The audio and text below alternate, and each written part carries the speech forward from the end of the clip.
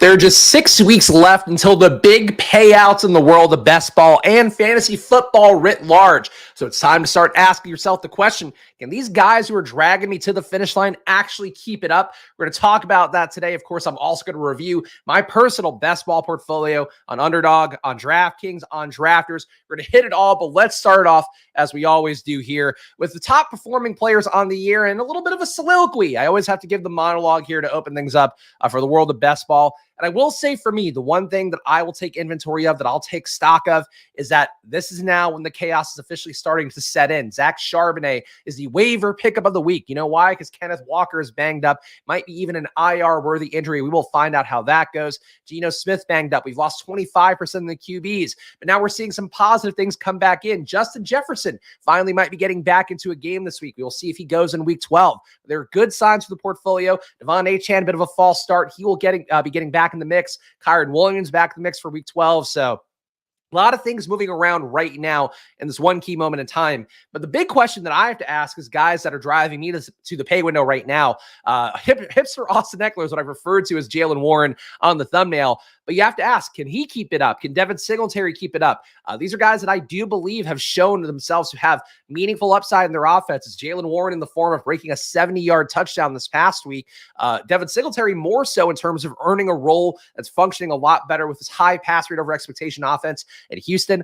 I personally believe those guys can keep it up, but it's going to be up to you guys to decide how you want to handle things, especially for regular season, for season-long prizes as well. Do you sell off right now, right before a trade deadline in some leagues out there? Do you give up on it? That's a personal choice for sure, but I would say there's going to be some guys we talk about today who will identify as players that can keep it going, keep it moving forward, and we're going to try to point them out as best we can for you guys as we do our best ball review here coming up for week 12.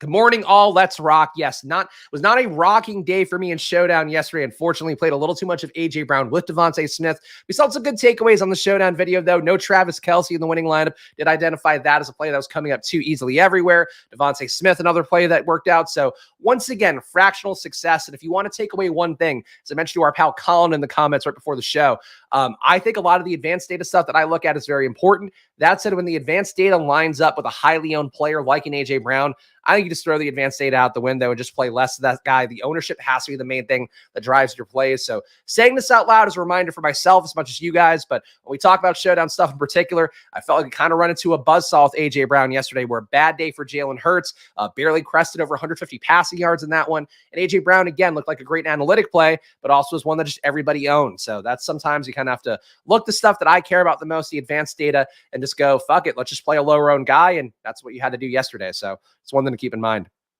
Let's look at the top overall scorers on the year. All right, Sammy in here as well. Happy Thanksgiving week, squirters. Let's go. Yes, tomorrow will be my Thanksgiving slate preview, so I'll be doing that tomorrow instead of the Spags rankings. But then on Friday, actually going to have to move the Friday show. I believe going to do it on noon on Friday because I have to do a stochastic stream at 11 a.m. So that's coming up here. Double the Spags content. No days off here, I guess, besides Thursday, which will be a day off for me and hopefully for you guys as well.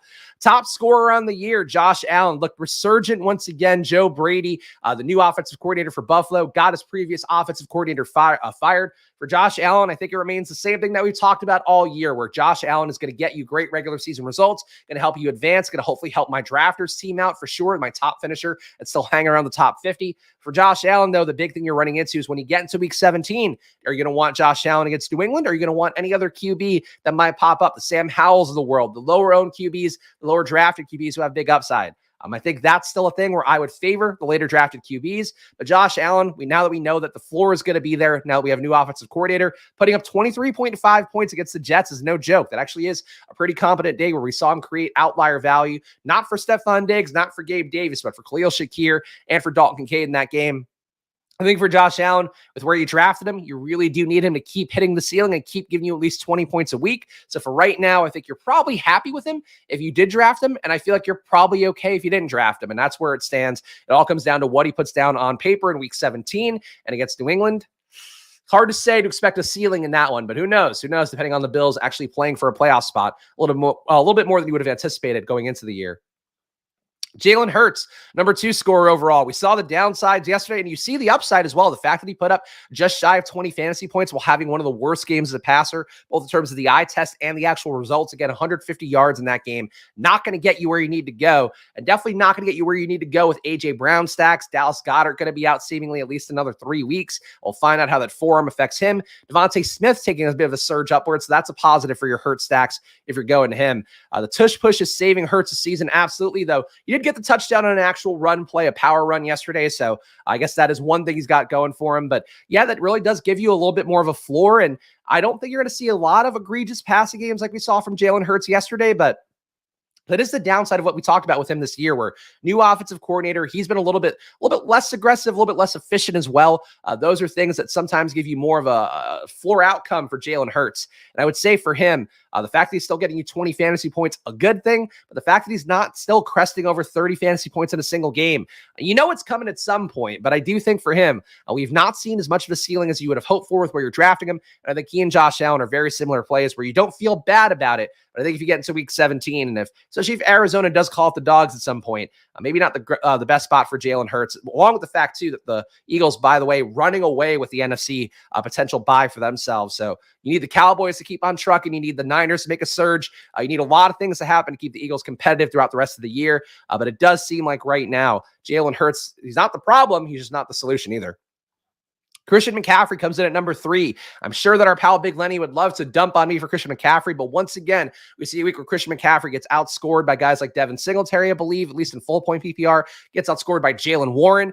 That is the main thesis here that we are going to talk about with Christian McCaffrey, where he is certainly worth it in terms of giving you a floor and ceiling outcomes. But now with that touchdown streak gone, with Brock Purdy seemingly opening up the offense a little bit more, it does feel like McCaffrey getting closer to his floor than his ceiling. You're not going to argue 17.2, 18.8 points. All that looks pretty okay.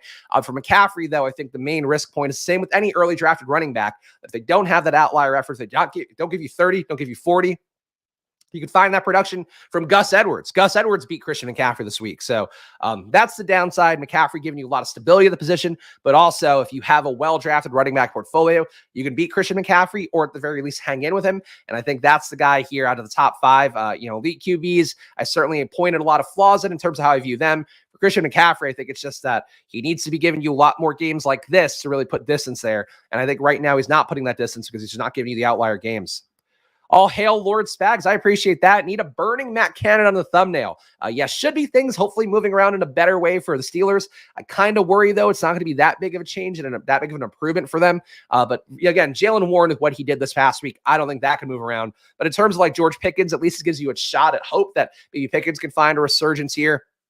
Certainly would think, again, if you're a new offensive coordinator, and this would have been the case for Stephon Diggs, what I thought with Joe Brady. So, maybe not always going to come through. But if you're a new offensive coordinator, I do think you want to feed George Pickens and get him on the good side of things, just because if he does get a little mercurial, does turn into more of an Antonio Brown in terms of being a toxic presence in that Steelers locker room, I think giving him targets is one way to keep that at bay. So we'll see what happens to the Steelers moving forward. But signs of life for that offense. I think not quite as much as some other teams out there like Green Bay.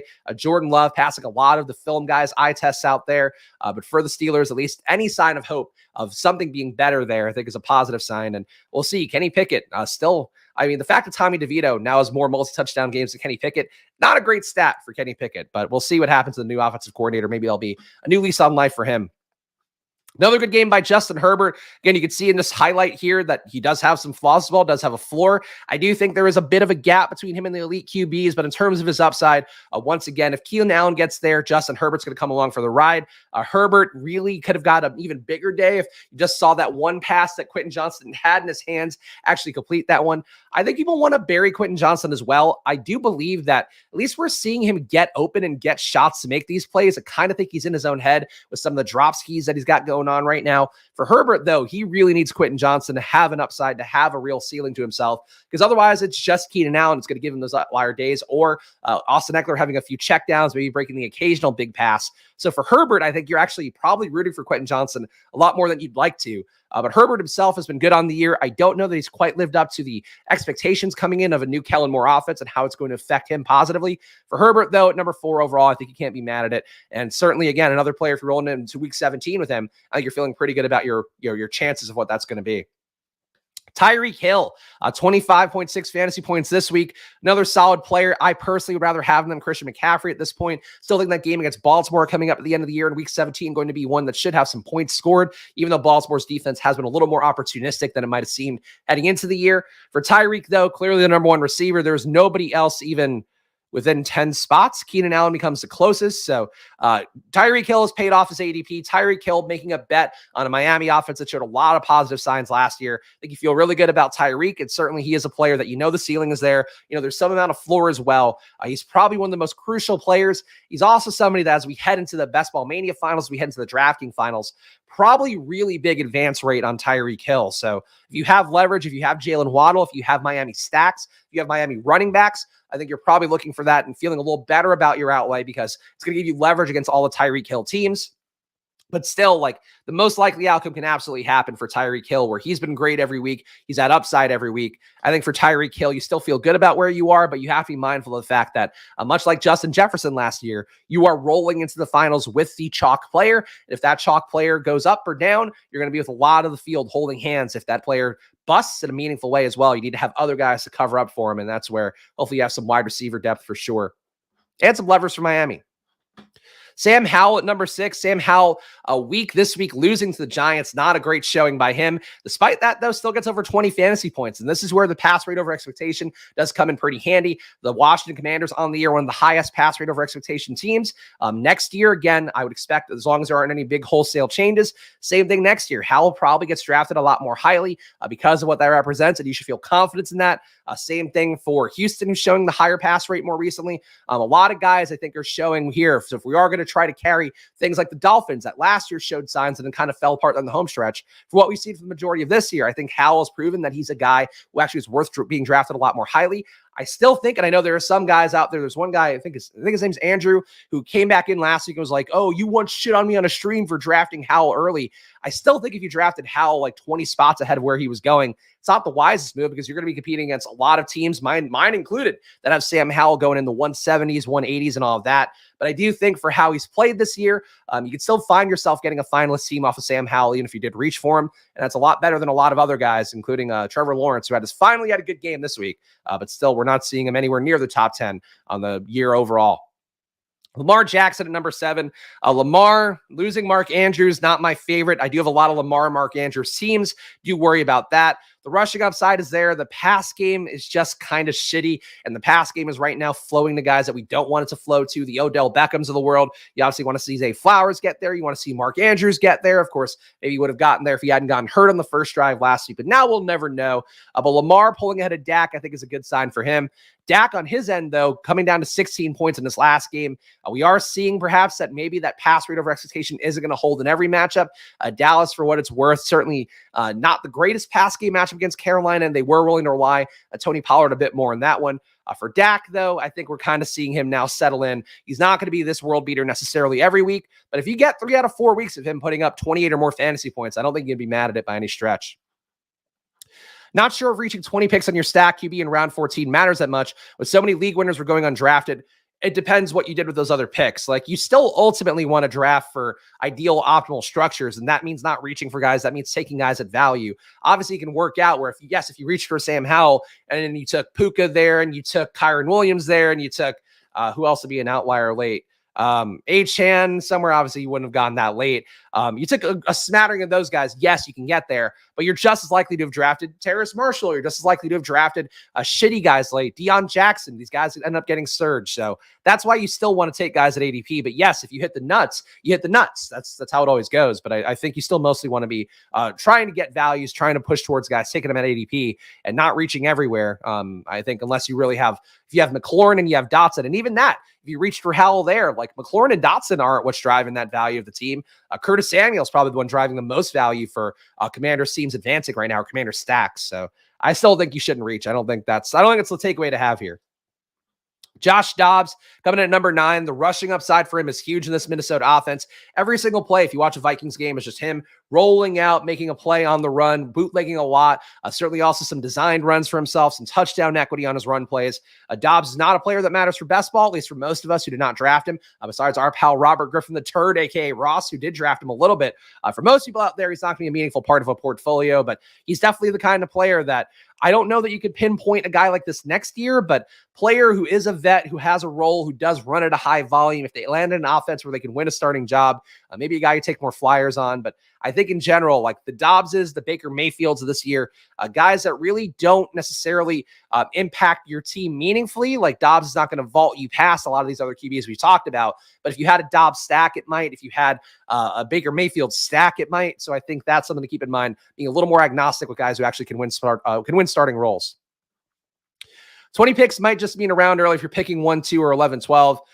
You guys are wanting to defend the ADP reaches a little bit too much, which inherently tells me that like it's not a great move because you're defending it a little bit too vividly. Whereas like for me, like, yes, reaching here and there is fine. I just think in general, like if you do that across your entire portfolio, you're going to fuck up your entire portfolio. Here and there, sure. Like you can reach for anybody here and there, especially if it completes a stack and all that. But like if you're taking, like there was one guy who I think is I like a lot of people perfectly fine. I just think sometimes the draft moves aren't the most logical. Like if you're reaching 20 picks for Tua because you're taking Tyreek at the 101, it's like I think that's a mistake. Like it might work out results wise, but I think the process is broken with that one. So again, your mileage may vary. If it wins, it wins. That's ultimately how it goes. But when you are playing like I am, playing 150 lineups on, in Best Ball Mania, 150 lineups in DraftKings, Millie Maker, you want to give every team a shot in terms of the structure and the approach. And I know we have had a lot of people, again, our pal Ross has done really well just kind of drafting with more of a structure-focused approach, or even some of the player takes that he followed of mine in particular that haven't worked out, the Christian Watsons of the world. For him, it's like,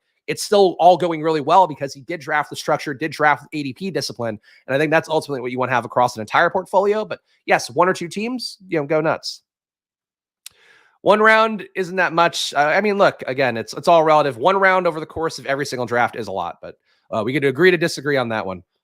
But we know ball. Yeah, knowing ball only carries you so far, but it is still for best ball. It is a war of attrition. It's a game of luck, and you always have to keep that in mind.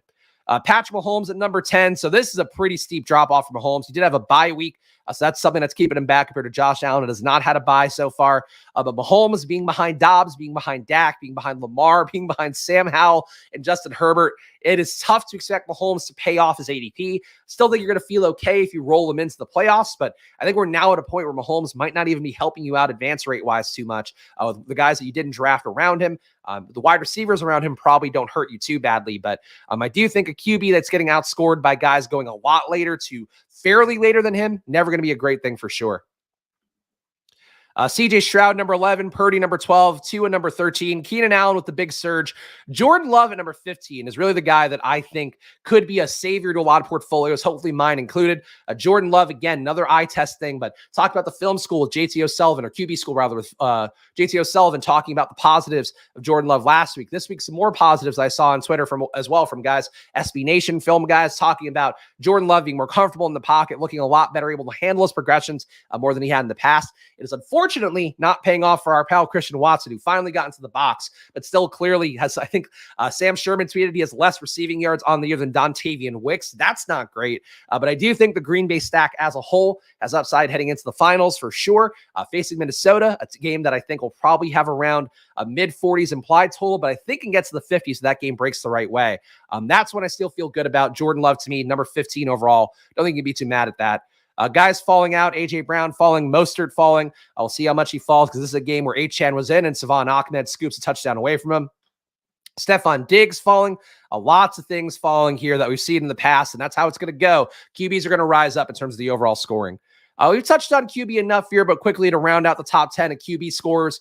This is half-point PPR, but it doesn't matter for QBs. Josh Allen, Jalen Hurts, Justin Herbert, Sam Howell, Lamar Jackson, Dak, Dobbs at QB7, Mahomes at QB8, Stroud at QB9, Brock Purdy at QB10, and Tua falls out here. Tua showing the downside most recently. Bye week, obviously not going to help, but under 11, or 11.3 rather, 12.4, 18.6. Two of the lack of rushing upside is always going to be the thing that kind of hurts him. If the Miami offense isn't clicking on all cylinders and trying to put up big points, you're not going to find that Tua ceiling. And even in games where Tua, I think this is the one where they played the Broncos, still only had 28 points in that game. So Tua, if he gets you there, it's going to be on the strength of a Dolphin stack. It's probably not going to be his own outlier performances. Can't blame yourself for injuries unless it's your own brain injury. Talking to you, Jerry. Look, poor Jerry taking his lumps here. Dalvin Cook not looking like he's likely to salvage on the home stretch, unfortunately, for our pal Jerry. And hope he's doing well out there. Hopefully he didn't have too much Dalvin in his own world. Top running backs on the year, half-point PPR, Christian McCaffrey. Number 2, Raheem Mostert. So running backs really a flat tier behind McCaffrey, which if you are a McCaffrey lover, I think you'll use to justify McCaffrey. To me, I think it justifies going with anybody but McCaffrey because you want to just have 5 to 7 of these running backs that aren't him. And you absolutely could have had a good zero RB build that included Mostert, that included Brian Robinson, that included Gus Edwards, Swift, Rashad White, Kenneth Walker, even though Walker is going to be hurt and out for a few weeks.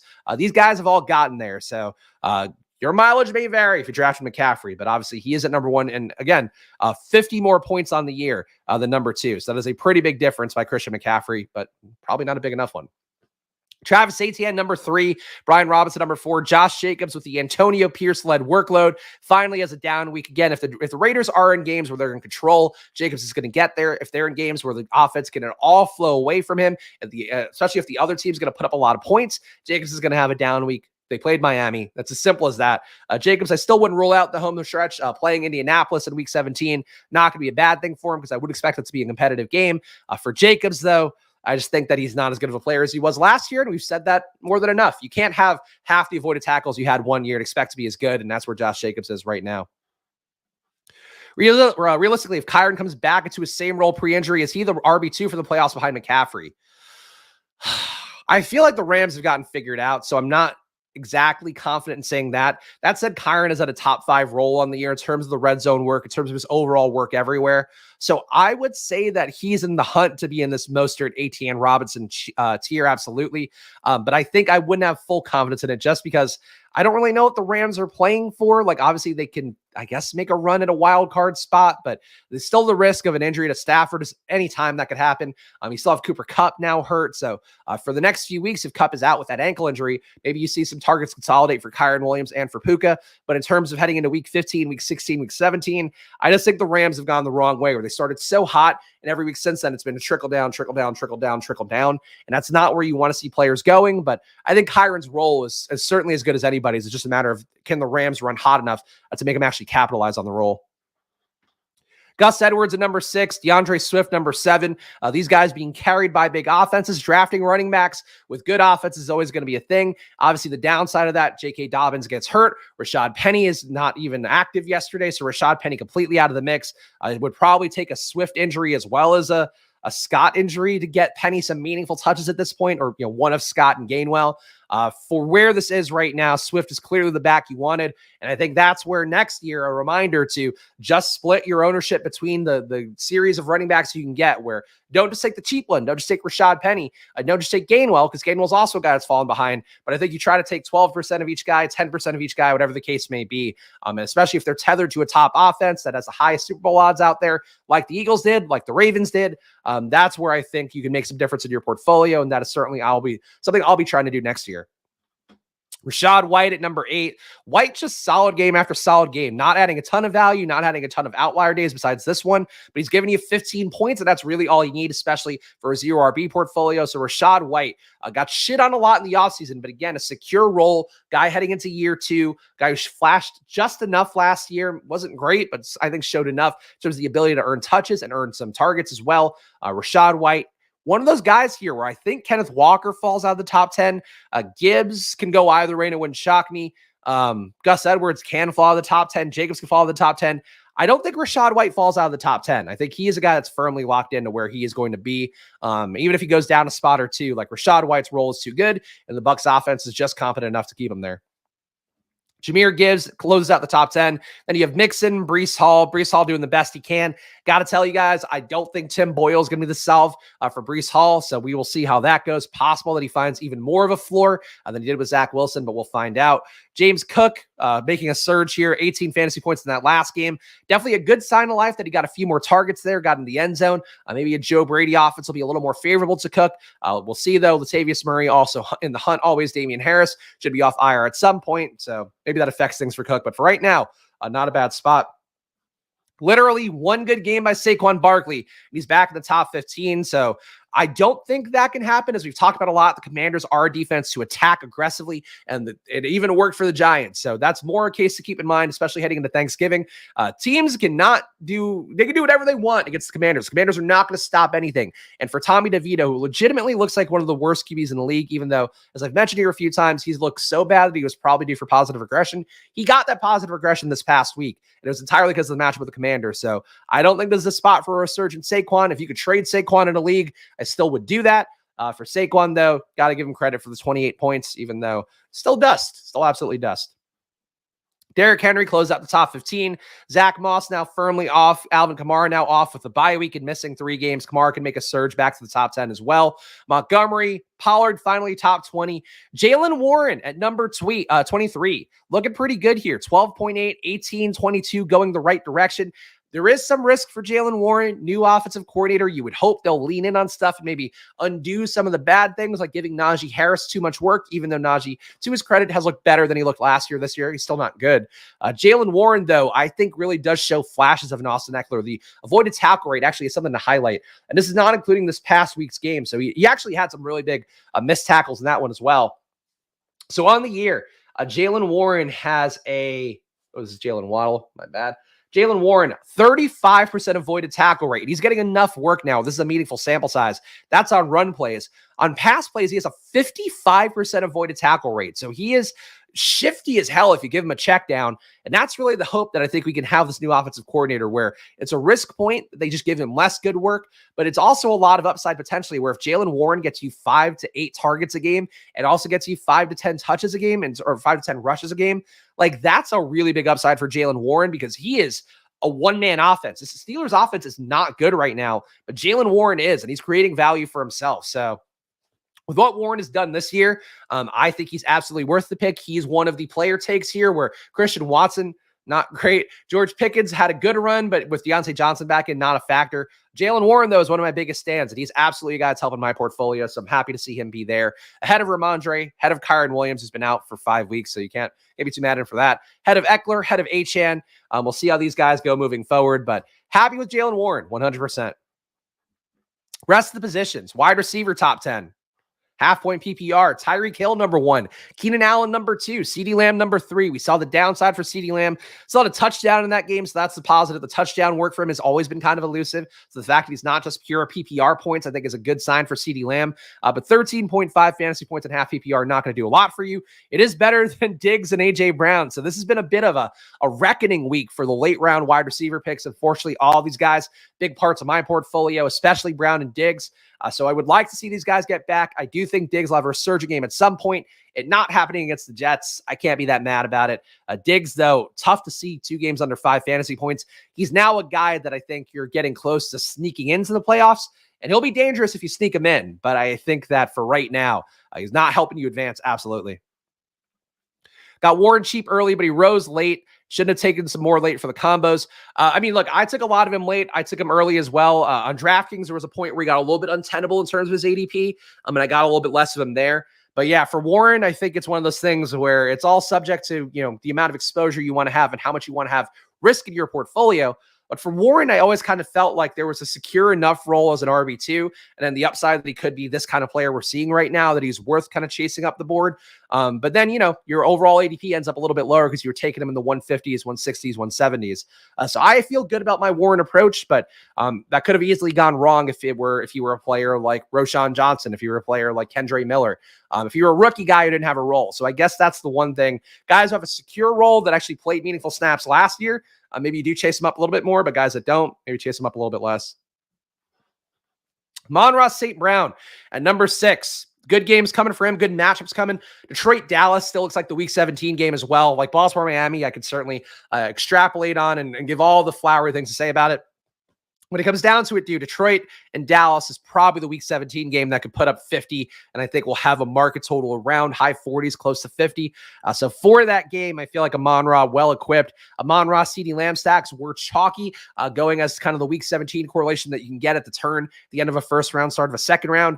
I think that is going to be a dangerous one if it makes it into the finals for some people. And with how Lamb and how Amon-Ra have played, like these teams are probably advancing. So that is one to absolutely watch out for. If you're a Tyreek team and you're going to be going against a Lamb Amon-Ra team, that is a scary proposition to have. Even if Tyreek puts up 30, you could have two receivers putting up 30 that they got later in the round. So definitely, if you have that game in spades, I'd feel really good about it right now. Percentage is wrong way to view. He was not 100% drafted. Jaylen Warren? Jaylen Warren was probably, I mean, I don't know the exact number, but he had to be close to 100%. It's not like he was falling out. I'm not sure you're talking about, Chris. Jamar Chase, DJ Moore, 7 and 8. Mike Evans, number 9. Puka at number 10. Puka, we might see him have the ceiling once again if Cooper Kupp is out. As I've mentioned in the past, I just don't think week to week he has the same ceiling and the same floor with Cooper Kupp in. Without Cooper Kupp, though, we are back to the same 14 targets. And now you're just hoping that either Stafford can stay healthy or Carson Wentz can come in and play a reasonable facsimile of Stafford. So for Puka, I certainly have no issue there. I would have more issue with Adam Thielen. Adam Thielen, oops, I don't know what the fuck I clicked there. Adam Thielen, the play calling reigns going back to Frank Reich, I thought would mean an instant bounce back for him. I didn't play him this week because the price tag was still a little bit much for me. But Thielen not having that bounce back game, we kind of might just see an old player becoming an old player right before our eyes. That said, nobody's really threatening Thielen. Mingo sucks. Chark is banged up. Terrace Marshall was an inactive for Laviska Shenault this past week. So that's not great for Terrace Marshall, even though I really... Like, it's so stupid. It's such a bad management of like youth capital to not give Terrace Marshall reps and see what he could do, given that he's a guy that actually has an upside. It was good last year, but that's me being a Terrace Marshall bag holder. For Thielen, I think you're just seeing him come down. He's a little bit not where he was earlier in the year. And certainly I think that can be just getting old. Like, it's just what it is. He's an older player starting hot. Like, that's kind of what happens with older guys. Jordan Addison just outside the top 10. Devontae Adams making a little bit of a surge here. The fact that he only put up 18 in a game where we were actually seeing the Raiders try to pass more, try to keep up with the Dolphins, not the greatest sign, but frankly, with how guys like A.J. Brown and Stephon Diggs did, you might see Adams' team surge a little, and frankly, that might be part of why my portfolio is looking a little bit better this week. But that is a guy at number 13 who could make a move upwards. Brandon Ayuk, bigger upside. Hopefully this continues for him. Again, more pass game work going to people who aren't Christian McCaffrey. That Niners offense should benefit Ayuk. Ayuk, one of the best players in advanced analytics on the year, and he is a guy who, again, you can't cover him in a phone book. That's what his own teammates were saying in the offseason. I think with the Niners, with them needing to win down the home stretch, I think we see Ayuk continue to be around this range. But I would say this is the floor, this is the ceiling, and anywhere you get in between, he's probably doing enough for you relative to ADP. Tank Dell at 15. Probably the steal of the draft right now that Thielen's coming back down to earth. A Tank, a player too in Dynasty. I mean, like, he's going to be a player for a few years, you would think, barring injury.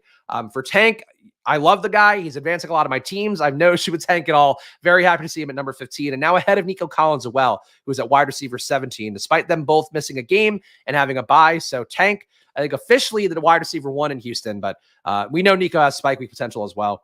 And Michael Pittman at number 16, despite coming off the bye. Pittman, another player where kind of just lucked into him with having all the Anthony Richardson that I had. Obviously, the AR part of that is not going to help. But Pittman himself just gives you 10 to 15 every week. And frankly, that's enough to advance you, especially if you are covering for weeks where the A.J. Browns, the Diggses suck, the Jamar Chases suck. So for Pittman, I think he's got utility. I think he was always underdrafted. And I think we're now seeing that with him being wide receiver 16 on the year. Guys who could surge, Devontae Smith going to have more upside as long as Dallas Goedert's out. That said, that's upside is only 13 points, so maybe not that much. DeAndre Hopkins, you need more of these games than these games. That said, Will Levis is still thrown it deep at a high rate, still involved enough in what can be a passing offense that is actually productive. For Hopkins, though, I don't have the most faith.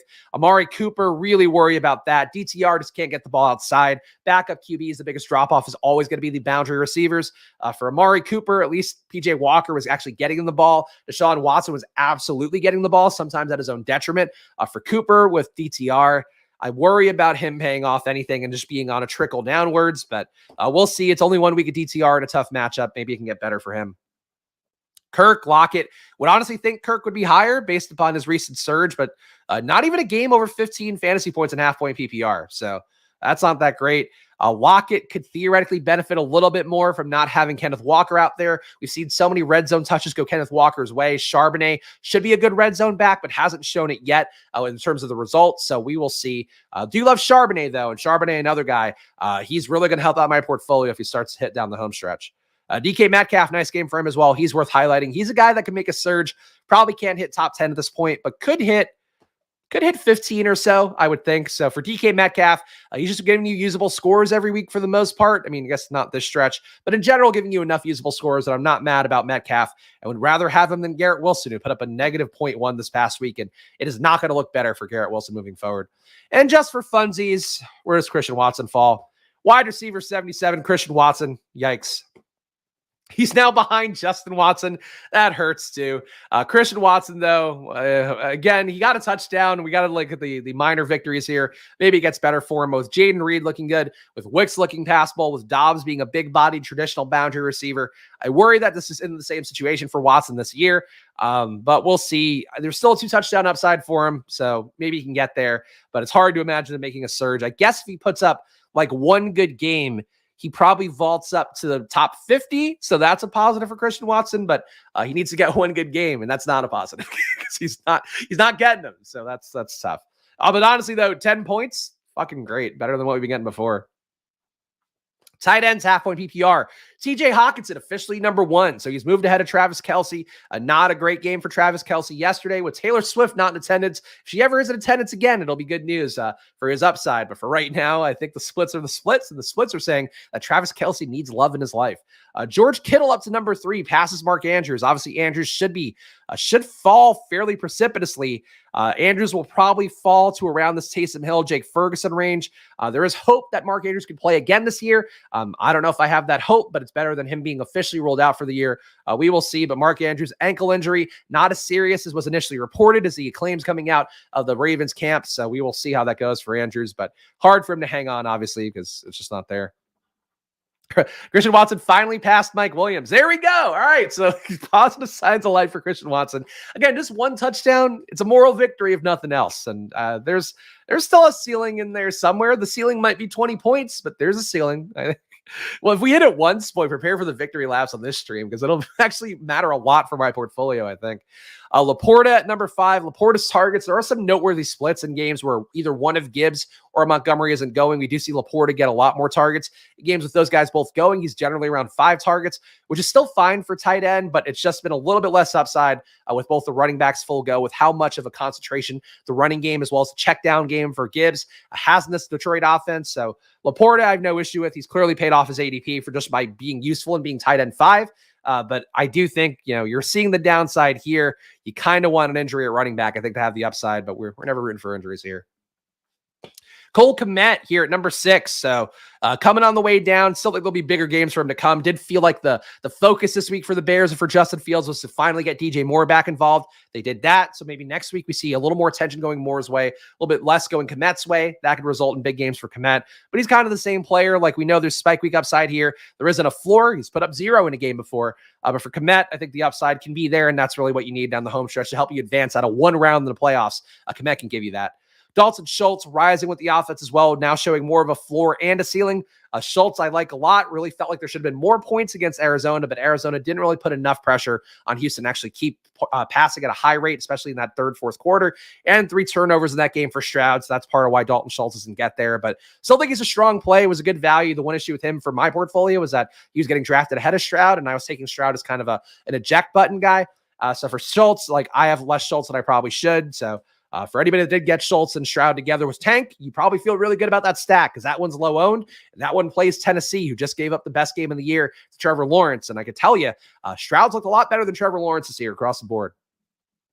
Taysom Hill at 8, Jake Ferguson 9. Dalton Kincaid makes it up to the top 10. Obviously hard to imagine Kincaid falling out, barring Knox coming back in and immediately seizing a role away from Kincaid. But Kincaid's been a solid player. He's probably, in terms of his outlook, I would say he's probably got a better outlook than Laporta the rest of the year does Kincaid. And a Buffalo offense that's going to need to score more points than they probably thought they would. They're not the team they thought in terms of what they were going to be as a world beater, such a Super Bowl contender. They need to score every game and actually show something here down the home stretch. Kincaid's probably a key part of that. Nolan, I'm right with you, man. Cries at 18% Mechie. The one player didn't hit. If I knew that Noah Brown was going to be a key figure here, I would have split that a little bit more. But I have enough tank to feel okay about it. But I'm low on Nico and I'm high on Mechie, and that does not make you feel good. The Mechie still gets routes. So, there's a chance for him to have a 2-touchdown game at some point. I think it's just a lot less likely because he doesn't even look like these guys. Doesn't look like Tank Dell out there or even close to it.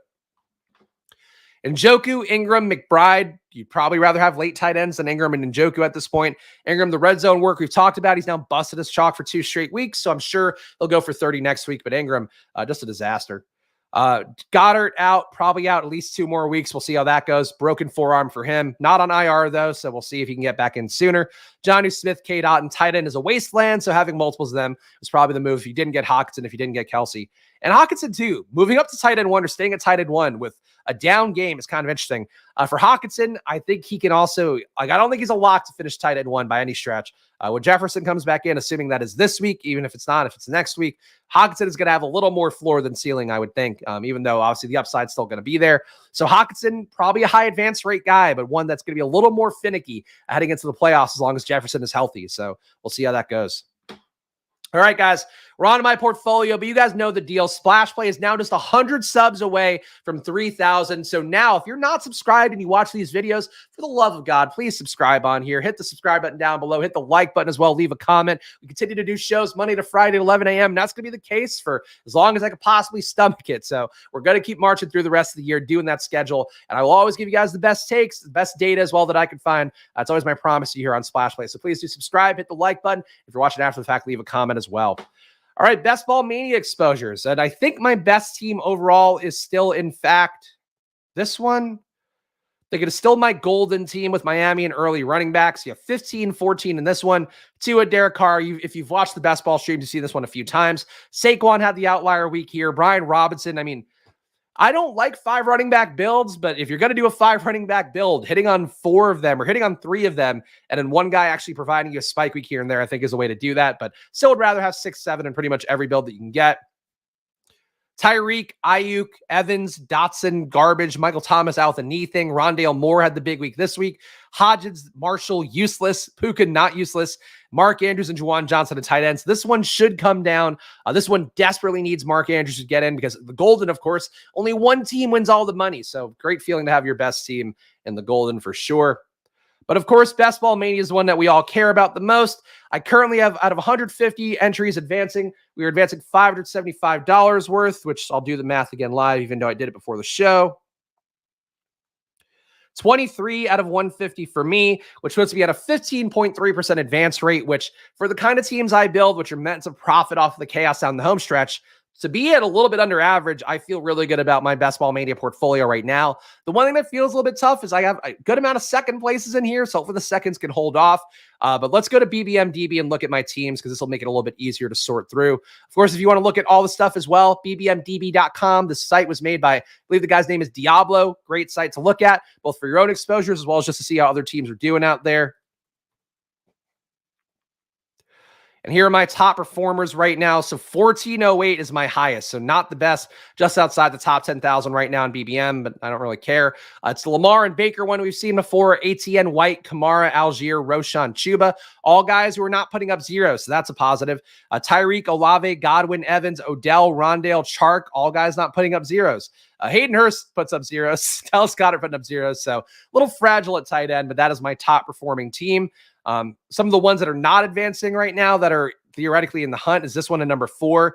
Tua, Stroud, fucking Dobbins, fucking Dameon Pierce, Brian Robinson, Roshan, Tyjae. That is not enough running back firepower to get there. Have to imagine that Pierce has completely lost the role with how Singletary has been playing.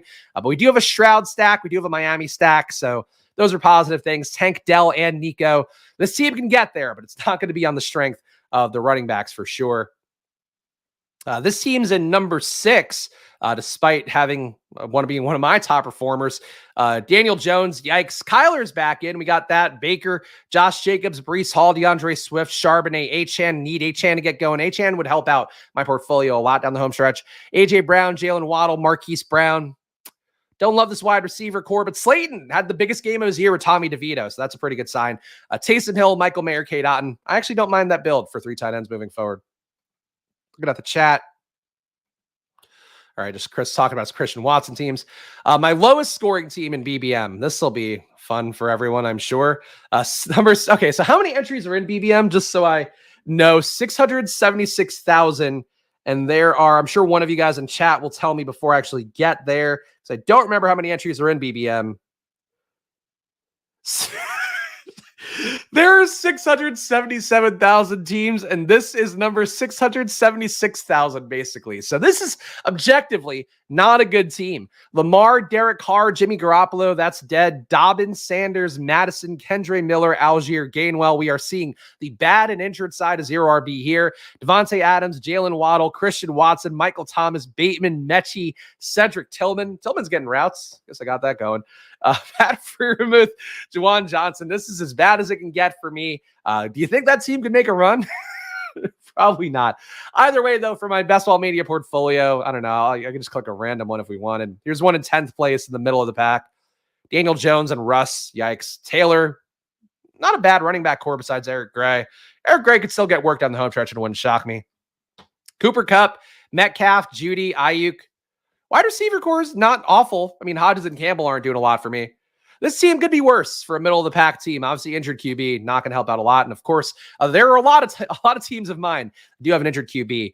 My earliest drafted team, just out of curiosity, that's finishing well. This one is my number 4 overall, and I drafted it May 17th. Lamar, Kirk Cousins, so that's dead.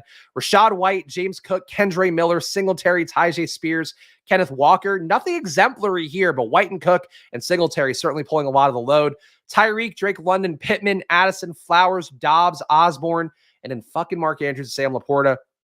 This team can hold. I'm not crazy about it or anything, but for being drafted May 17th, I'll take that one for sure. Top 10,000 overall, which again, as we just saw, I'll double check to make sure, but I don't believe I am it. Mikey Juice still in first place. I'm not going to look at to see him again. Yeah, no Chris Spags team, but we do have all these other Chris's here. Shout out to the other Chris's currently in the top 10,000. I'm not it, but I don't really care that much. Area, Mikey Juice. I don't need to look at to see him again. We know what it is. And if you see your name on the screen, kudos to you. You're one of the great ones. More power to you. A lot of these teams, though, I know Justin McMahon is a guy on Twitter, and no issue with him. Like I've never had a bad encounter with him, so whatever. But he drafted teams all auto draft, not stacked or anything, just off his own rankings. I do think you're going to see a lot of teams like that are currently top 10,000 that are going to absolutely fall off once we get into the playoffs and the need for correlation being there. So just something to keep in mind where if you're not in the top 10,000, a lot of these teams right now, have crucial injuries that have not manifested yet in their totals, but also just were not actually drafted in the way that's meant to give you playoff upside. So just keep that in mind. Sean Watson would be the one to really tank my portfolio. Yeah, Watson not helping me out. I mean, look, I have Watson at a good amount. I have him at 10%. I've had Jones. I have obviously 20 to 25% of AR, whatever that final number was. So, like, you can get there. It's just you need that other QB to pull all the legwork that would be going into the other QB spot. And again, if it gives anybody the cosign of hope, last year my BBM finalist team was Joe Burrow and Trey Lance, and that was drafted early on. And also with Trey Lance not even playing more than one game, and the one game he played didn't help me out much. So you could get there. It's just you need your one QB to run hot. So keep that in mind. All right, contests on DraftKings. May shock you to hear DraftKings again rolling hot. We are currently netting 1479.86, which means that we are advancing 29 teams out of 150, which would be good for a 19% and change advance rate. And I still think, again, these teams can surge upwards a little bit because of how I draft and the kind of chaos-based drafting that I do. My top scoring team right now, almost at 1750. And I don't think this one is that great, actually, if I'm remembering correctly. Prescott, Singletary, Gibbs, Ayuk, Brown, Puka. Schoonmaker got there this week, got into the lineup. Brian Robinson closed out the roster for this week. We had Swift not making the team, Dobbs not making the team, Stafford, Deebo Samuel, A.J. Brown. This team's kind of loaded. Obviously, it's not going to get better for the bottom part here with Daniel Jones, Darren Waller, and all that. But definitely hit on the right players in this one. Feeling good about this one being my top scorer. Could be better. Like, I'm sure there's somebody else in chat. Our pal Jeremy loves to jump in because he drafted some dog shit teams on stream, but drafted a few good ones as well. I'm sure somebody out there's got 1,800 plus, but for me to have 1,750, feeling pretty good about it on DraftKings. My number 2 team, Stroud, Singletary, James Cook, got Tank Dell in this one. Amon-Ra, Metcalf is giving me usable games. Hawkinson, Montgomery, Judy, Javonte, Diggs, Osborne, Achane, Pittman on the bench. This one, you can see here again, this is a Richardson team drafted early on as well because I stopped drafting Jelani Woods, I think, once we got into July. Robert Jones, I'm forgetting his name, Ronald Jones coming in here. This team has a lot of duds, but because we got the nuts players on a lot of different spots, or at least guys who give me usable games, we're in the hunt. This is my number 2 team overall and has about 1,300 points of distance between me and number 2 for right now, at least. Any other interesting teams here? Here's a couple top scorers of mine that are not currently advancing. This one's got 1,596. And I'm going against, a 1,700 team and a 1,600 team. So we got to make some strides. Jeremy's in chat. I'm sure you got some baller teams, Jeremy. I also know that we're in a few leagues and I've seen the bad side of your portfolio, but that's true of me too. I'm just busting your balls. Purdy, Singletary, McCaffrey, a rare CMC team. Also got Ayuk, also got Adams, Terry McLaurin. We are in the hunt for Niners, Washington in week 17. Michael Mayer giving me some usable points. Brian Robinson in here. We still have a Fields lineup with Foreman, not that far behind. A lot of injuries back here and useless guys. So that's not great. Definitely, if you have a team that's like this, where you have a lot of scoring and then also you still have guys who are all participating every week and putting up some sort of points, those are the ones you really want to start to identify as ones that could break out, because the best thing you do for your portfolio is to not have zeros, to not have a lot of crappy teams, or not have a lot of crappy players, rather, who just aren't giving you anything. My lowest team, let's go that way. And again, my lowest teams, I think, could be worse, but obviously at 1,200, I don't think we could find our way in. 9th place overall in this league. Here's my lowest scoring team. This one has, 1,206, and I think this has been my lowest scoring team for a while. We got Love, we got Warren, we got Cook, Christian Watson. Yikes. The wide receiver core dragged this down.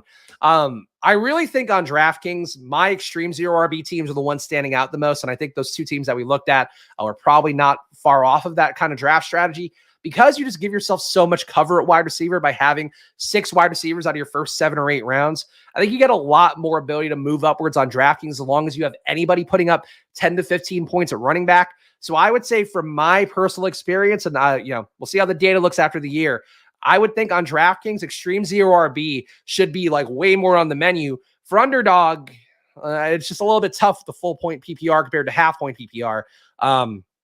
I think for Underdog, I think I might be more inclined to do less extreme zero RB last year. But for DraftKings, especially the 20-round draft, you're getting more tight ends, you're getting more QBs, you're getting more running backs, and you're still getting like high PPR point wide receivers.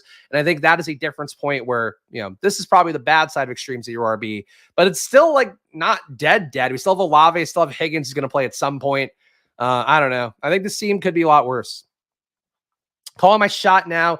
You need a JT Ayuk team to win week 17. JT could certainly get there going against the Raiders in that spot. Raiders, we know, not a good team. I think that game certainly going to be not the highest totaled game Vegas-wise, but I would say that one can put up 20-plus points on each side and probably 2 touchdowns Jacobs, 2 touchdowns Taylor. So I don't disagree necessarily. Anything else fun to highlight here? Do I have any low-scoring teams that might advance or close to it? A lot of 7, 8, 9, 10 down here, which is not a surprise. Here's a 5 with not a great score. 1,450 is still not bad. And again, if you're trying to track like teams that could make a jump, I think if you're in the 1,400s, you could still make a jump. If you're in the 1,700s, you should feel good. 1,600s, you should feel pretty good. 15 and 14, though, you could go either way depending on how your team is running. So that's what I would try to say for what I would be looking at for my portfolio. This team, Goff and Charbonnet. Charbonnet, not a good game by any stretch, but 6 receptions. Charbonnet might be a league winner down the home stretch, because if he's getting more pass game work than Walker, and if he also can convert any sort of touchdowns that Walker was getting, Charbonnet can give you 18 points without it even being a good game. So Charbonnet, I feel really good about the shares I have of him, and we'll see. Like, again, I don't want to root for injuries, but a Kenneth Walker injury, it wouldn't be the worst thing in the world for my portfolio.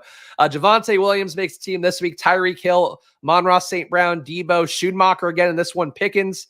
Wide receiver room, not the best, but we didn't have Higgins and Pittman this week. Alec Pierce is probably donezo. Josh Downs might give us some usable games. And Chase Brown coming off of IR. Maybe he'll finally do something good. Jeremy's best team is 1759. Jeremy, what's your worst team? That's what I'd be curious to know. But 1759, a good score and better than mine. So there you go. Jeremy has upside, but Jeremy also, I feel like, drafted a lot of elite QBs and stuff. And that's, we'll see how that goes come the playoffs. Lions, Cowboys. There you go. All right. As long as it survives the pods, you'll be there.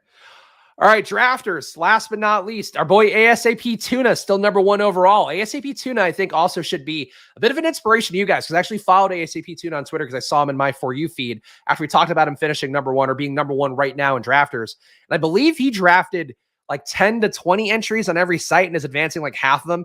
So like he's proof that here finishing number 1 on drafters. And I believe he was actually advancing or like finishing in the cash line for like 9 out of his 10 drafter teams. I don't want to misquote, but was really doing well with a smaller portfolio. So I still think the same things I've always talked about here. You're running a risk going into the big tournaments. And then once you get to the finals, you have teams like me that are 150 maxing. And obviously a lot of other sharp players as well, or sharper players, even if you want to say, who are putting in 150. Like those will be tough to run into for you because it just takes pod luck and all that stuff.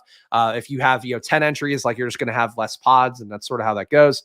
But for ASAP Tuna, let's look at his team before we look at mine. Herbert, Howell, Stroud. So he nailed all 3 QBs and didn't go elite QB. I would say Herbert was the cusp of elite QB. So that's an interesting thing to note for the build here on drafters, not going elite QB. Saquon, ATN did go heavy running back early. Saquon with the outlier day, helping him prop it up. Mostert, not a great game, but still enough to make a lineup. Achane will get Kyron back. That'll be good news for him. And Foreman got banged up in that last game. Possible we see a Roshan Herbert backfield if Foreman can't go. And it does feel like that's how the backfield should go anyway, with Roshan taking the lead, which was the case last time out. But we'll see. Foreman a little bit fragile for ASAP Tuna here. Stephon Diggs. He's going to have better games. So that's a positive for ASAP Tuna. Right now, he's coasting off of Keenan Allen, Jahan Dotson. Ooh, he needs Quentin Johnson. He needs Traylon Burks. A little bit fragile at receiver here for ASAP Tuna, but still getting enough scores here. But man, only 2 points behind for number 2. I don't think ASAP Tuna is going to hold up at number 1, but hopefully his portfolio does well. K. Dotton, Trey McBride, that's his team. My top team is now at 265. Again, I'm just running into bad play at wide receiver, which sucks. Did get good games from Breece Hall and James Cook, which is a positive. Did get our RB in the flex as well with Gus Edwards. But we had Tyreek and Devontae Smith, and then after that, just a steep fall off. I need all these guys going. I need Hill, Smith, and Pittman going every week and putting up good games for me to have a shot here, but I just don't think I'm going to get close because Terrace Marshall, probably dead. I think he could still play some games, but him trending towards inactive, not a good thing. Jalen Hyatt came off concussion. Maybe he can get there, but with Tommy DeVito at QB, unless he's going to be that player that we saw against the Commanders every week, I don't think that's it. Alec Pierce. Here we go. Here's Jeremy's worst teams. 938. Okay, it's like you can't have 93 points. He had 938.2, and on DraftKings, 1109 is Jeremy's worst team. So there you go. So mine is in the 12s, Jeremy's in the 11. So that's where, if you drafted a sound portfolio, you should probably have your worst team. I would say 1,000 to 1,200 would be probably that range. Tight ends. Got one usable game from Kincaid here. Didn't need another guy because of the running backs. We're hanging on. Like, I'm pretty confident this team will cash. I just don't think that this team necessarily has top 100 upside. But again, for drafters, like, especially if you are trying to get your footing with it, more entry is going to be better. So I feel good about this team, but I just don't think it has what it needs to finish number 1 overall. And we are 150 points back. So I think we need no, because he's got Achane too, right? Yeah, so people have Achane, people have Kyron. I just don't think we have it in us to make a surge, but should be okay. So that's my portfolio, guys. If you want to tell me about yours, feel free to do it down in the comments. Of course, Splash Play again will be back tomorrow doing a Thanksgiving video. So we'll be doing what we do for Showdown videos, building lineups, hand building, optimizing, simulating, but doing it for the Thanksgiving slate. So it'll be a little bit of a different look, closer to what we normally do on Fridays. That'll be the case. no show Thursday is my current plan. We just hanging out on Thanksgiving and probably building lineups and all that, then going to see family. Friday, though, we'll be doing a stream at 12 o'clock is going to be the current goal. It might be 10, but I think I'm going to do 12 and go right after my stochastic stream at 11 a.m. So that is my plan for content here on Splashplay. But have no fear. I'll be with you doing the best I can to give you guys takes. And also, for some reason, I mean, if you haven't checked it out yet, but especially if you have money to go around, it would mean a lot to me. If you go sign up at probably.com/subscribe. Again, the promo code right now is going Splash. Will get you 50% off at Probably. So if you enjoy this show, if you want to support me, look, maybe you guys out there, a lot of you guys have jobs and whatever. I'm saying that derisively. A lot of you guys have jobs and whatever. But like for me, I made Probably because I don't want to work for anybody else anymore. Like doing streams for Stochastic, if I do stuff for Fantasy Life or whatever down at some point, like I have fun doing that, but I don't want to work for anybody. Football Outsiders fucked me over more than anybody else. So what I did was I created a product that I think actually has value, and I'm actually going to be hopping on to Probably in a moment here, not doing live videos there, but going to pre-recorded video with the best bets of the day. I'm going to be doing that every day on Probably app here on YouTube if you want to subscribe and show some love there. But really, if you do have the money to go around, it would mean a lot to me if you sign up at probably.com/subscribe, because we're going after investors. We're also trying to make enough money to keep the lights on, and it would be really meaningful, but also allow you to get in good bets. Of course, at Probably, what we do is we track the top performing sportsbooks around the world to generate a true probability. Then we evaluate legal sportsbook opportunities off of that to tell you what the best bets are without any sort of sweat, with it making it really easy to find good bets. That's what we do at Probly. So check out the content at Probly app. And again, use the promo code SPLASH, 50% off, including yearly packages. So normally they're $499.99 a month, or a year rather, $500 a year. You get it for $250 a year. That's what we want to get you guys on board, and also try to incentivize you to actually support us and support me. This is my thing. Me and my best friends since high school who worked at Amazon, worked at Macy's, worked at Cabbage. Really technically sound app that will get you good bets. I promise you that. So please go to probably.com/subscribe. Use the promo code SPLASH for 50% off. Otherwise, appreciate you all being here. Shouts to the Squirt Squad as well. You can get your name on these credits by hitting the join button down below for $4.99 a month. I do appreciate all of you who help me put on the show here, Splash Play, independent channel. Of course, I'm just doing this out of the love of the game for right now. The more we get you guys on board here for both Splash Play and for Probably, the better the ecosystem will look for me, and the better things I can do, like hiring a producer, hiring a graphic guy. There's a lot of things I would like to do here that can happen only with money. So please subscribe. But thank you to the Squirt Squad for what you do. And again, follow me at Chris Spags, follow the show at Splash Play Pod, and come back tomorrow. Thanksgiving video time, and also Shipsgiving tomorrow. Beyond that with Pete. So finally reuniting the old duo. I believe at 8:15 will be my stint on that one. But lots going on here. Appreciate all you being with me. Happy Thanksgiving week if I don't see you again. And of course, enjoy your days. Good luck. Bye.